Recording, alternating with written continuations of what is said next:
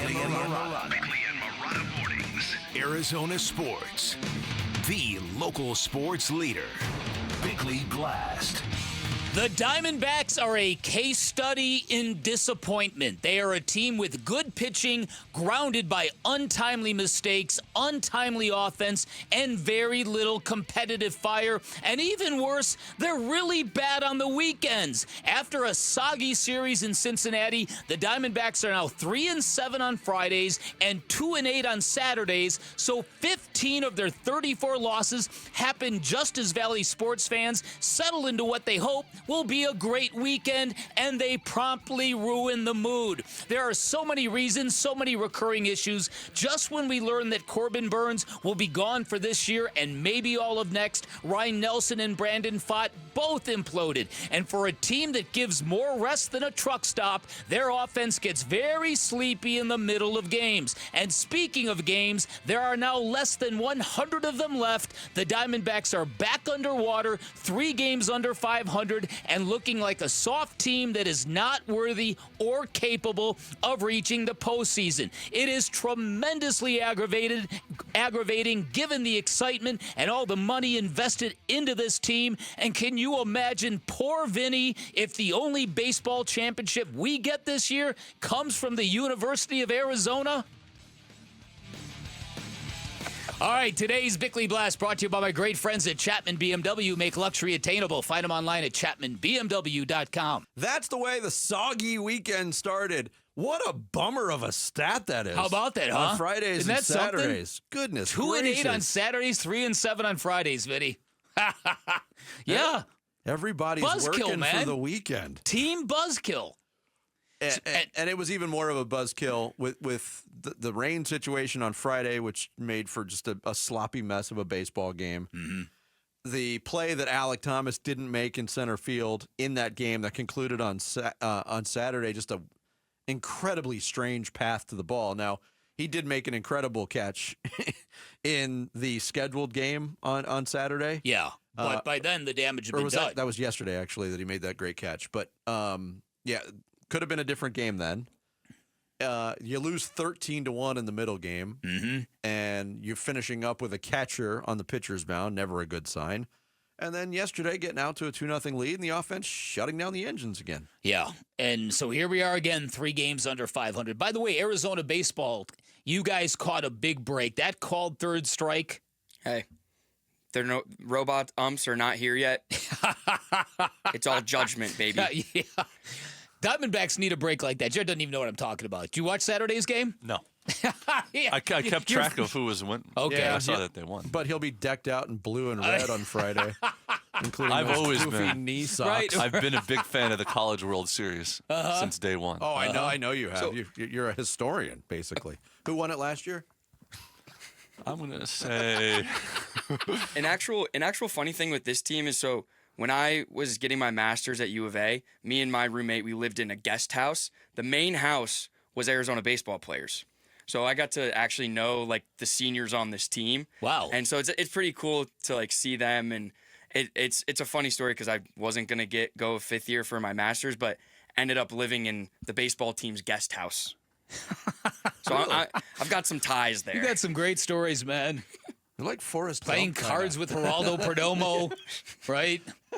Living with Arizona's baseball team. Sammy knows what I'm talking Founding Bubba Gum about. Shrimp Company. North Carolina was staging a rally, and your relief pitcher was getting real shaky. And they called a strike 3, chest high.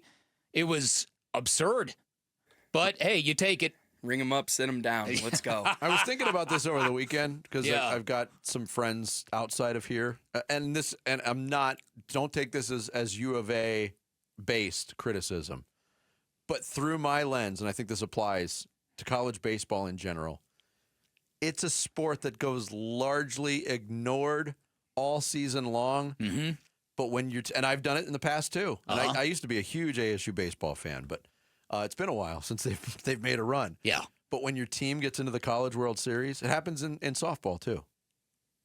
When they get to that final 8, everybody's dialed in. Everyone's dialed into it.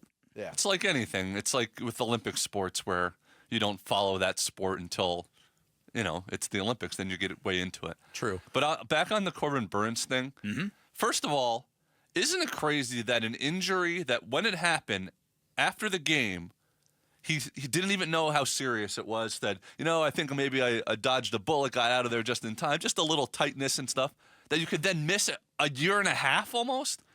And also, haven't they advanced Tommy John surgery? I thought people were coming back quicker from that. No, the now. timetable is actually longer than it's been historically. Mm-hmm. And then when you add the increased care level and factor that caution and bubble wrap that they've got on their investments, and it's going to be probably August of next year. The last sad maybe reality of Corbin Burns is that he has an opt-out in his contract at the end of 2026 when he would be coming back for 2027.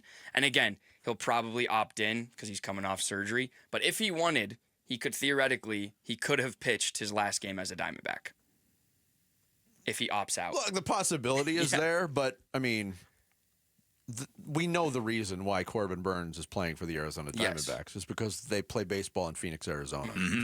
Yeah, that's right. That's a good point. Unless something drastic changes to be a real bummer, I don't think that's going to change in the next couple I'm not of years. sure. I'm not sure it isn't flipped. I'm not sure if the Diamondbacks, if you ask them truthfully, if they'd rather be off that contract than be committed to 4 years of money to a guy coming off of Tommy John.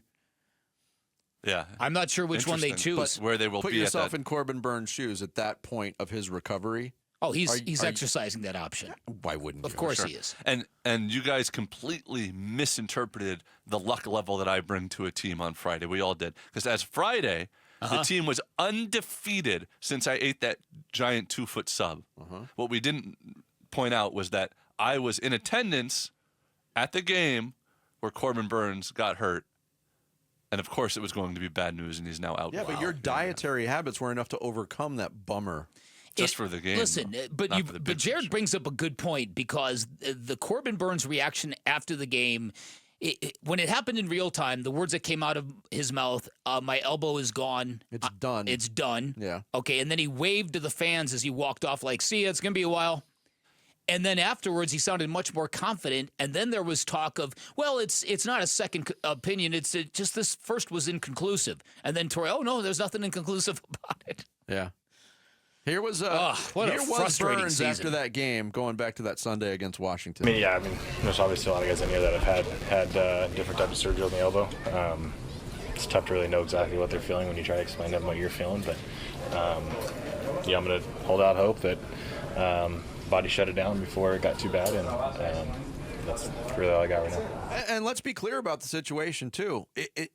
My interpretation of what Torey Lovello said is that there was an option put in front of Corbin Burns, and Corbin Burns made the decision to have the surgery. Not necessarily that it had to be done. He could have gone the rehab route, which is long and arduous in itself, but looking at his future, his baseball future, chose to have the surgery. I'm not going to fault him for that. No. Because he even said on that Sunday that I probably could have kept pitching, but just wanted to be careful. But apparently pushed it a little bit too far. Yeah, listen, it's tremendously disappointing. This whole season keeps getting demoralizing and deflating. Every time you think you've turned a corner, you're more like in a maze. Yeah, that's a good way to put it. You know? Yeah. And look, returning home has not necessarily been the healing salve that the Diamondbacks have needed. I mean, certainly coming home for their last homestand against Pittsburgh and Washington was about the most bummer homestand you could imagine. Yep. And, they started that road trip off with a 3-game sweep, and you come back with a 500 road trip. That is not that's not the way you get out of your malaise. And how about Ellie De La Cruz? Somebody's got to explain to him that hitting in the major leagues is very, very difficult. Don't have a toothpick in your mouth when you're trying to bat. I haven't seen That's that very since dangerous. UL Washington. That's right. He used to do that. That was a real tooth. Ellie looks like he's got one of those plastic flossers. Almost right, in his mouth. like hooked up to a tooth. Yeah. Weird. Guy's got a lot of swag. Yeah, he does. And tremendous dental care. Thanks for watching Bickley and Murata. Click to see the latest Bickley Blast and hit the button in the middle to subscribe to Arizona Sports.